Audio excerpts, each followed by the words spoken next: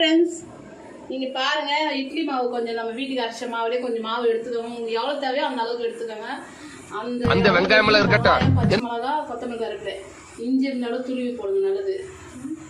Okay, கொஞ்சம் சின்ன சின்னதாக உங்கள் சைஸ். நான் வந்து இப்போ கொஞ்சம் பெருசாகவே போட்டு பழக்கம் அக்காவுக்கு. எனக்கு கை சின்னதெல்லாம் வராதுங்க, குட்டி குட்டியாக போட்ட மாதிரி. உங்களுக்கு எப்படி போட்டு சாப்பிடுங்க. மழை டைம்லலாம் போட்டு சாப்பிடுங்க, செம்மையாக இருக்கும். இந்த மாதிரி எங்கள் வீட்டில் ஒரு நாள் வாங்கி கொடுத்துரு, செஞ்சு கொடுத்துருது, நல்லாயிருக்கு.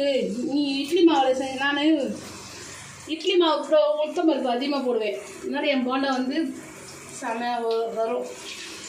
மாவு வந்து இட்லி புசு புசுன்னு வரணும்னா நம்ம மாவு பருப்பு வந்து உளுத்தம் பருப்பு எவ்வளோ போடுறோமோ அது மாதிரி தான் புசு புசுன்னு வரும்.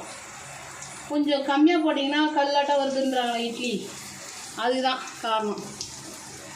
மல்லிப்பூ இட்லினா பருப்பு கொஞ்சம் அதிகமாக கூடுதலாக. இட்லி வெந்தயம் போட்டு அரைங்க.